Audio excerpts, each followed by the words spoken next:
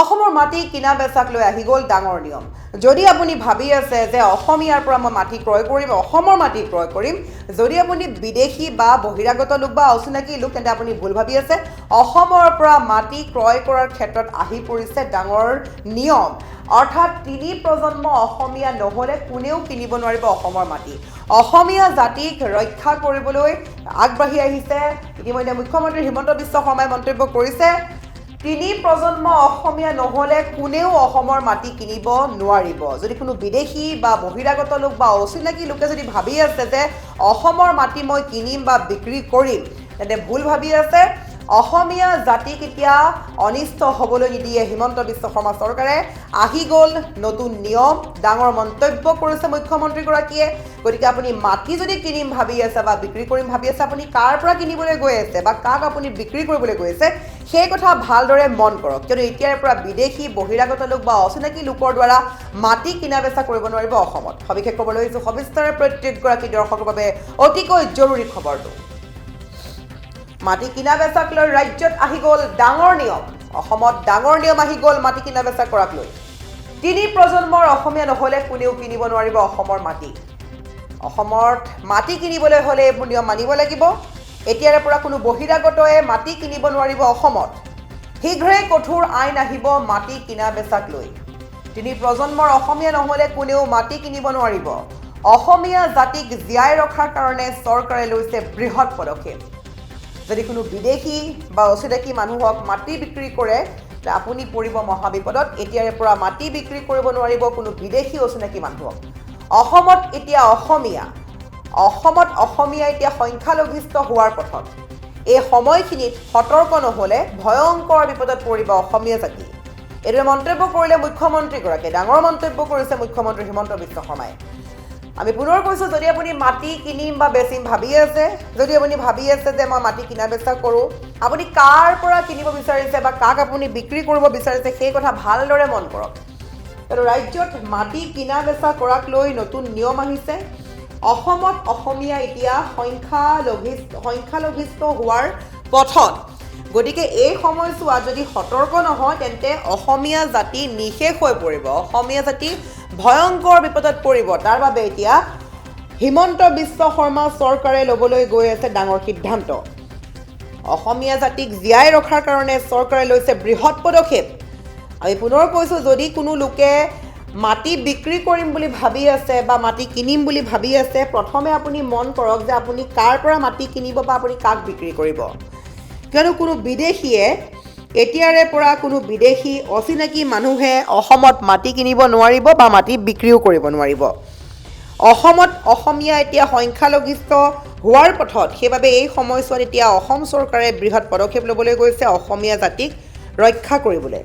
তাৰ বাবে কোনো বিদেশী বা কোনো ধৰণৰ অচিনাকি ব্যক্তিয়ে কিনিব নোৱাৰিব মাটি অসমত। ৩ প্ৰজন্মৰ অসমীয়া নহ'লে কোনেও অসমত কিনিব নোৱাৰিব অসমৰ মাটি। শীঘ্ৰেই কঠোৰ আইন আহিবলৈ সাজু হৈছে। শীঘ্ৰেই কঠোৰ আইন আহিব মাটি কিনা বেচাক লৈ। এতিয়াৰে পৰা কোনো বহিৰাগতাই মাটি কিনিব নোৱাৰিব অসমত। গতিকে আমি বাৰম্বাৰ কৈছোঁ যে আপুনি মাটিখিনি আপোনাৰ বিক্ৰী কৰিম বুলি ভাবি আছে বা মাটি আপুনি ক্ৰয় কৰিম বুলি ভাবি আছে, আপুনি কাৰ পৰা ক্ৰয় কৰিছে প্ৰথমে চাই লওক সেই মানুহজন ক'ৰ হয়, বা আপুনি কাক বিক্ৰী কৰিব ওলাইছে এই কথাখিনি ভালদৰে প্ৰত্যক্ষ কৰি লওক, ভালদৰে পৰ্যবেক্ষণ কৰি লওক। যদি আপুনি কোনো বিদেশীৰ হাতত বা আপুনি বহিৰাগত লোকৰ হাতত বা আপুনি অচিনাকি লোকৰ যদি মাটিখিনি বিক্ৰী কৰিম ভাবি আছে, আপুনি ভুল ভাবিছে। এতিয়াৰে পৰা নোৱাৰিব। অসমত আহি আছে মাটি কিনা বেচা কৰাটো ডাঙৰ আইন, আৰু অসমীয়া জাতিক ৰক্ষা কৰাৰ বাবে এতিয়া বৃহৎ পদক্ষেপ গ্ৰহণ কৰিছে চৰকাৰে, যাৰ বাবে এতিয়া কোনো বিদেশী বহিৰাগত লোক অচিনাকি লোকক মাটি বিক্ৰী বা ক্ৰয় কৰিব নোৱাৰিব অসমত। আৰু ৩ প্ৰজন্ম অসমীয়া নহ'লে অসমৰ মাটি ক্ৰয় কৰিব নোৱাৰিব বুলি ইতিমধ্যে ক'লে মুখ্যমন্ত্ৰী হিমন্ত বিশ্ব শৰ্মাই। চৰকাৰে প্ৰচেষ্টা কৰিছে জাতিটোক জীয়াই ৰখাৰ কাৰণে, কিন্তু ই চৰকাৰী প্ৰচেষ্টাৰে জাতি জীয়াই নাথাকে। জাতি যদি জীয়াই ৰাখিব লাগে, আমি প্ৰতিগৰাকী ব্যক্তিয়ে আকৌ এবাৰ অসম আন্দোলনৰ কাৰ্যকৰ্তা হিচাপে আমি কাম কৰিব লাগিব।